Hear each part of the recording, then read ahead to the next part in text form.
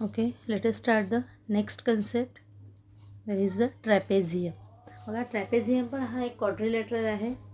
अशा टाईपचा हा क्वाड्रिलॅटरल आपल्याला दिसतोय trapezium. When only one pair of opposite side of a quadrilateral is parallel, then the quadrilateral is a trapezium.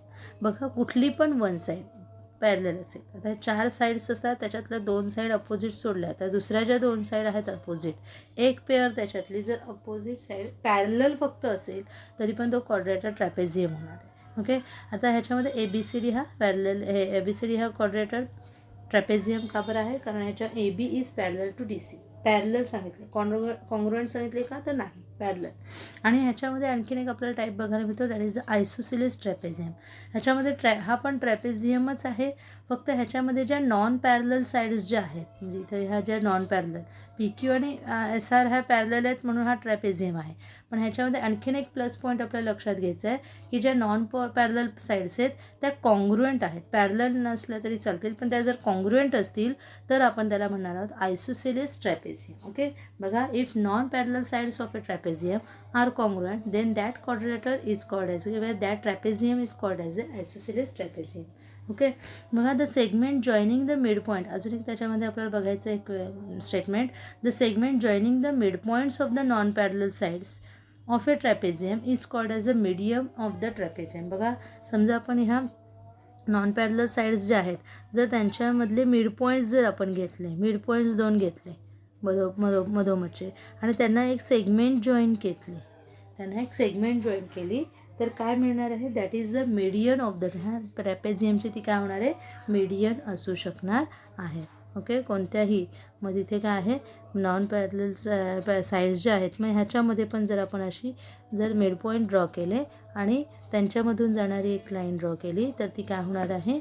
Median असणार आहे. लक्षात आहे, median of the trapezium, median of the trapezium. आता आपण बघूया त्याचे जे एक्झाम्पल्स जे आपल्याला ते बघायचेच, तुम्हाला ते पुन्हा सोडवायचेच आहे. आता आपण त्याचं directly exercise, that is exercise 5.4 हे आपण पाहणार आहोत. ओके,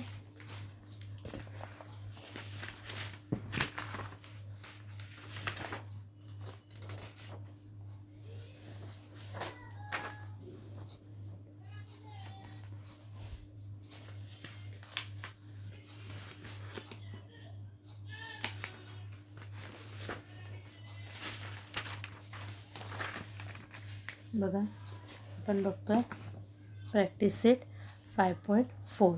ओके, 5.4 आपण पाहतोय. प्रॅक्टिस सेट 5.4 आपण बघूया. इन क्वाड्रिलेटरल IJKL त्याच्यामध्ये साईड दिले आहे. तर इथे पण आपल्याला डायग्राम दिलेली नाही आहे, आपल्याला डायग्राम स्वतःला फॉर्म करायची आहे. दिलेल्या माहितीवरून आपण इथे तयार करून घेतलेली आहे. बघा, IJKL side IJ parallel side KL. मग IJ आणि KL हे काय आहे? समोरासमोरच्या साईड, अपोजिट साईड हे की ज्या पॅरलल आहेत आणि ज्या नॉन पॅरलल साईड इकडच्या झाल्या. त्याच्यामध्ये I हा 180 डिग्री. आता इथे I हा काय आहे? बघा, ग्रेटर दॅन 90 म्हणजे ऑप्ट्यूस अँगल आहे. ह्याच्यामध्ये बघा आपल्याला दिसेल इकडचे 2 जे आहेत ILK आणि JKL हे दोन्ही काय दिसतात? Acute angle. आणि इकडचे 2 जे आहेत ते ऑप्ट्यूस अँगल. मग इथे आपला I हा इकडे यायला पाहिजे. मग काय आहे? 110. आणि K हा जो आहे तो अक्यूट आहे. ओके, आपल्याला हे 2 दिलेले आहे 108 डिग्री आणि हा काय दिलेला आहे? तर 53 डिग्री. ओके, आणि आपल्याला कॅल्क्युलेट काय करायचं? Find the measures of angle J and L. ते बघा, अतिशय सोपं आपल्याला दिलेलं आहे. बघा, आपल्याला पॅरलल साईड्स दिलेल्या आहेत आणि जर आपण ह्यांना बघायला गेलो तर आपण काय म्हणू शकतो? ह्या त्यांच्या ट्रान्सव्हर्सल म्हणून बिहेव करतील. ओके, ह्या पॅरलल साईड्स आणि ह्या ट्रान्सव्हर्सल असतील तर आपल्याला त्याच्याप्रमाणे त्याच्या प्रॉपर्टीज यूज करता येईल, पॅरलल लाईन्स आणि ट्रान्सव्हर्सलच्या. मग इथे काय आहे? ह्या 2 जे अँगल आहेत ते काय म्हणू शकतो आपण? त्याचे इंटेरियर अँगल म्हणू शकतो. आणि त्याप्रमाणे ठीक आहे, त्याप्रमाणे आपण त्यांच्यामध्ये काय आहे? सप्लिमेंटरी त्यांची जी प्रॉपर्टी आहे इंटेरियर अँगलची सप्लिमेंटरी हे असतात ती प्रॉपर्टी यूज करून ते व्हॅल्यूज आपण काढू शकतो. Okay, now write down here what quadrilateral IJKL is a trapezium.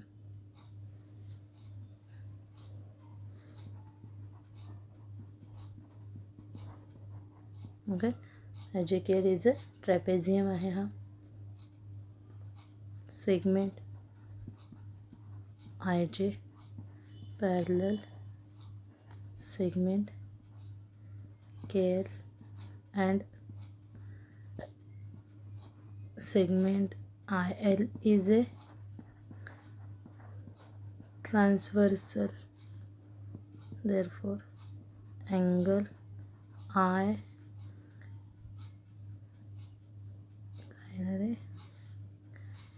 ILK plus JIL is equal to काय येणार आहे 180 डिग्री. Okay, to 180 degree. काय बरं सांगा रिझन लिहायचं इथे, because interior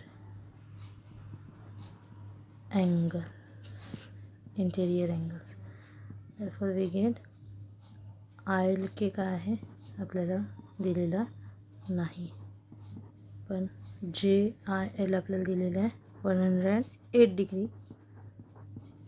therefore we can calculate angle ILK is equal to 180 minus हा 180 इकडे गेला काय होणार आहे मायनस होणार आहे. आपल्याला मिळतं इथे दिस इज द 53 नव्हे 72 डिग्री. ओके, बघा 72 degree. That is the angle ILK आपल्याला मिळालेला आहे 72 डिग्री. आता आपल्याला हा मिळाला 72 डिग्री. आता इकडचा मिळवायचा आहे. पुन्हा आपण इंटेरियर, आता हे सेगमेंट कोणता घेऊया, segment IJ parallel segment KL and JK is transversal. therefore कोणती जोडी आहे IJK plus angle JKL is equal to 180 degree. IJK आपल्याला काढायचं आहे, JKL किती दिलं आहे 53 डिग्री. ती आपण पुटअप केली. Angle IJK is equal to 180 minus 53. म्हणजे आपल्याला काय मिळणार आहे ह्याच्यातून हे सबस्ट्रॅक्ट करा, तर मिळेल 7 to 127 degree. Angle IJK is equal to 127 degree. Okay, अशा प्रकारे आपल्याला हे काढायचं होतं. पहिल्यापासून बघायचं आहे. Let us see the next example. This that example. Here also diagram is not given. तरीसुद्धा आपण इथे डायग्राम कॉल केल्याशिवाय आपण एक्झाम्पल सोडवायचं नाही आहे. तर बघा आता, in triangle in quadrilateral ABCD, side BC parallel side AD, side AB congruent side DC, and the if angle A is a 72 degree, then find the measures of angle B and angle D. आता ABCD draw केल्यानंतर आपल्या लक्षात येईल BC आणि AD हे काय आहे parallel दाखवायचे, म्हणून आपण त्या समोरासमोर दाखवले. आणि ज्या नॉन पॅरलल साईड्स आहेत AB आणि DC या कॉन्ग्रुएंट आहेत. म्हणजे हा कोणत्या टाईपचा झाला, आयसोसेलेस ट्रॅपेझियम झालेला. ओके, आणि इफ द अँगल ए आपल्याला समजा काय आहे 72 डिग्री दिलेला आहे, तर आपल्याला मेजर्स ऑफ बी आणि डी हा आपल्याला बी हा कंप्लीट बी काढायचा आहे. आता आपण एक कन्स्ट्रक्शन त्याच्यामध्ये अजून एक करून घेतलं आहे की आपल्याला हे जे आहेत कॉन्ग्रुएंट, तर ह्याच्या इथे काय केलं आपण एक परपॅन्डिक्युलर आखून घेतले की जेणेकरून आपल्याला हा जो अँगल आहे तो आपल्याला मिळवण्यासाठी आपण ह्या ट्रॅपेझियमचे बघा हे परपॅन्डिक्युलर टाकल्यामुळे हा मध्ये काय झालेला आहे स्क्वेअर झाला आहे, आणि हे इकडचे काय झालेले आहेत राईट अँगल ट्रायंगल. की जेणेकरून आपल्याला हा जो बी आहे तो आपल्याला काढायला मदत होईल. किंवा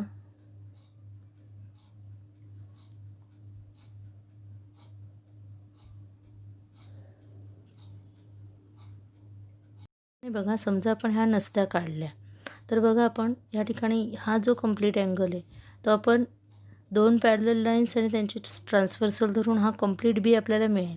पण आपल्याला जो डी काढायला सांगितला आहे त्यासाठी आपल्याला सी माहिती असायला पाहिजे होता, पण तो दिलेला नाही आहे. ओके, मग त्यासाठी आपण काय करणार आहोत, त्याचे हे असे पार्ट्स करून घेतले आणि आपण ह्या 2 ट्रायंगलमध्ये काय करून घेऊया, कॉन्ग्रुएन्सी दाखवून घेणार आहोत, की जेणेकरून काय मिळेल आपल्याला, ह्याचंही मेजरमेंट आपल्याला काढता येईल.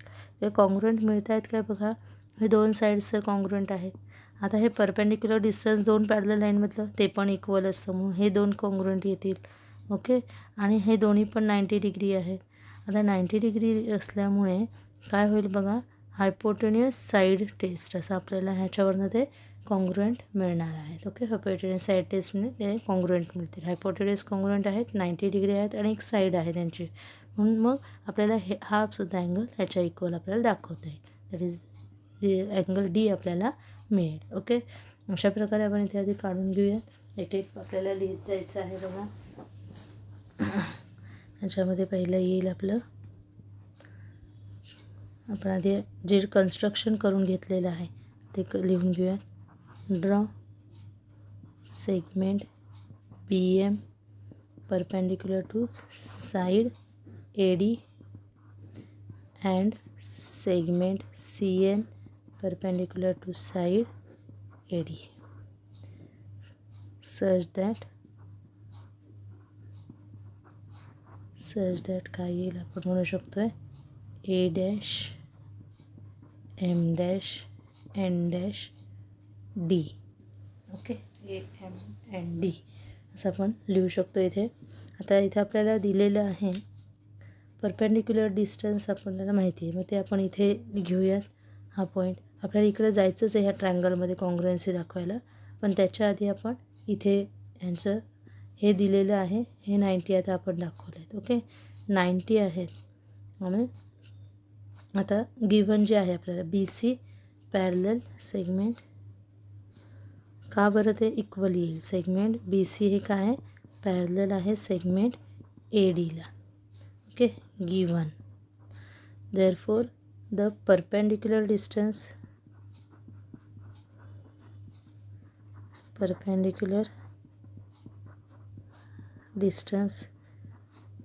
between two parallel lines is always equal.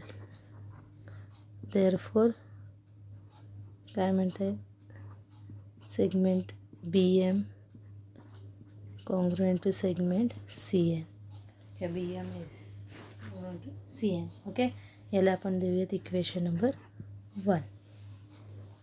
Now आपल्याला जायचं आता या ट्रायंगलच्या साच्यामध्ये जाऊयात. In triangle BAM and triangle CDN. Okay, BAM आणि CDNमध्ये आपण मध्ये बघूयात. BAM आणि CDN दोघांमध्ये काय आहे, आपल्याला साईड माहिती आहे. ओके, कोणतं आहे सेगमेंट म्हणजे ती हायपोटेनियस सारखी. मग आधी आपण हायपोटेनियस नको, आपण आधी म्हणूयात angle BMA is equal to angle CND is equal to 90 degree. Okay, by construction म्हणूया, बाय कन्स्ट्रक्शन. देअरफॉर आता ती काय झाली, हायपोटेनियस कोणती झाली, ह्याच्या समोरची असते ती hypotenuse. That is the BA congruent to hypotenuse CD given. Okay, म्हणून आपण काय, आणि साईड आता हायपोटेनियस साईड आहे, साईड कोणती झाली ही BM congruent to side CN.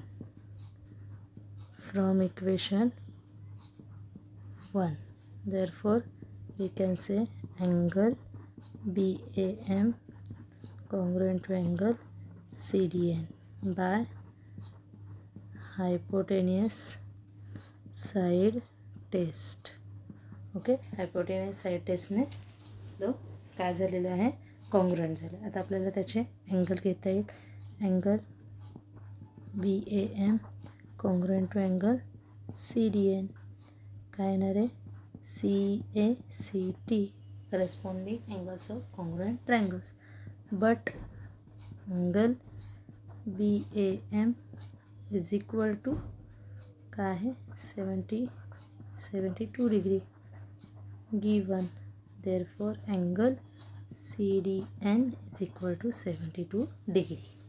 Okay, आपल्याला डी अँगल आता मिळालेला आहे. आता आपल्याला फक्त हा अँगल मिळवायचा राहिला आहे. मग काय येणार आहे, तो हा कंप्लीट 2 पॅरलल साईड्समधला आपण ते काढू शकतो. विच इम्प्लाइज आपण त्यांच्या भाषेत जर म्हटलं तर अँगल टू डी 72 डिग्री. आता काय आपलं side BC parallel side AD and BA is its transverse segment. BA is transversal. Therefore by interior angle theorem we have angle CBA plus angle BAM is equal to 180 degree. Angle CBA आपल्याला calculate करायचा आहे B, आणि हा किती आहे, BAM किती आहे, 72 180. मग प्लस काय मिळेल, CBA is equal to 180 minus 72. That is we get as a 108 degree. Okay, 100 angle CBA, that is we can say angle B is equal to 108 degree. बघा, अशा प्रकारे आपल्याला हे कॅल्क्युलेट करायचं होतं. अँगल B फक्त लक्षात ठेवायचा आहे. हा जो अँगल B हा आपल्याला कंप्लीट विचारलेला आहे. ओके, तुम्ही नाही तर इकडचाच फक्त काढला किंवा इकडचा काढला तर चालणार नाही. इकडचा तुमचा 90 असणार आहे, 90 मायनस हे असं नाही करायचं. हा कंप्लीटच आपल्याला B काढायचा असणार आहे. ओके, आणि जर मग हा ABC म्हटलं असं जरा प्रश्नच होता. आपण त्याने नुसतं B म्हटलं आहे आणि हे आपण नंतर कन्स्ट्रक्शन केलं आहे, त्याच्यामुळे त्यांचा B म्हणजे हा कंप्लीटच B असणार आहे. अशा प्रकारे आपल्याला हे सॉल्व करायचं होतं. ओके, तर पाहिजे तर पॉज करून कंप्लीट लिहून घ्यायचं आहे. आता आपण बघूयात नेक्स्ट जे आहे, जे क्वेश्चन नंबर 3 जो आहे तो बघा थोडासा साधारण तसाच आहे, तुम्ही सोडवू शकता. बघा, इन क्वाड्रिलेटरल ABCDs दिले आहे, फक्त इथे BC इज ग्रेटर दॅन काय म्हटलेलं आहे, लेस दॅन AD. BC हा ADपेक्षा लेस दॅन आहे, म्हणजे ते नॉन पॅरलल साईड आहेत असं आपल्याला मुद्दाम थोडंसं किचकट. BC आणि AD हे पॅरलल आहे, BA आणि CD हे कॉन्ग्रुएंट आहे. मग अशासारखंच दिलं आहे. आणि BC हा काय आहे, लेस दॅन, म्हणजे BC ही छोटी पॅरलल साईड आहे, AD इकडे आहे. आणि प्रूव्ह करायचं आहे ABC कॉन्ग्रुएंट टू DCB हे दोन्ही अँगल्स आपल्याला इकडचे तर 72 डिग्री आहेत, म्हणजे इकडचे पण कॉन्ग्रुएंट येणारच. आपल्याला हे हा 70 मिळाला, हा 72 मिळाला, म्हणजे हा सुद्धा तसंच मिळणार आहे. पण इथं आपल्याला 72 दिलेला नाही आहे ह्या तिसऱ्या एक्झाम्पलमध्ये, पण आपल्याला ते कॉन्ग्रुएंट आहेत नुसते आपल्याला शो करायचं. अशा प्रकारेच करायचं. खरं तर हे तुम्ही एक तुम्ही लिहू शकता. हे लक्षात येते, काही अवघड नाही आहे. दोघांमध्ये कॉन्ग्रुएन्सी दाखवून घ्या. हा कॉन्ग्रुएंट येईल ह्याला, आणि हा स्क्वेअरमध्ये हे दोघं एकमेकांना कॉन्ग्रुएंट असणार आहे, म्हणून हा कंप्लीट अँगल कॉन्ग्रुएंट असणार आहे. असं आपल्याला इथे हा CACTवरनं आधी हे ABM कॉन्ग्रुएंट टू DCN असे तुम्ही करू शकता. ओके, आणि मग हा स्क्वेअर जो मधला तयार होतो आहे तो काय होईल, ते दोन्ही एकमेकांना, मग हे दोघांची ॲडिशन, ह्या दोघांची ॲडिशन, म्हणजेच काय होईल, हा कंप्लीट अँगल आणि हा कंप्लीट, ह्याला काय होईल, एकमेकांना कॉन्ग्रुएंट होऊ शकतात. लक्षात आहे, आपल्याला असं दाखवता येणार आहे. तुम्ही हे सोडवू शकता. बाकी असंच आहे, फक्त आपल्याला 72 दिलेलं नाही आहे. आपल्याला फक्त हा जो हायपोटेनस साईड टेस्ट झाली की आपल्याला जसं आपण CACT लिहितो आहे त्या CACTच्या ऐवजी इथला आपल्याला CACT घ्यायचा आहे, ABM आणि DCN. ओके. आणि मग ह्या दोघांचा स्क्वेअरमध्ये जायचं आहे आणि ह्याच्या दोघांमधलं कॉन्ग्रुएन्सी दोन्ही पण 90 डिग्री, आणि मग ह्या दोघांची ॲडिशन ह्या दोघांची ॲडिशन दाखवता येईल. ओके. अशा प्रकारे हे सोपं होतं. आता आपण बघूया पुढची कन्सेप्ट.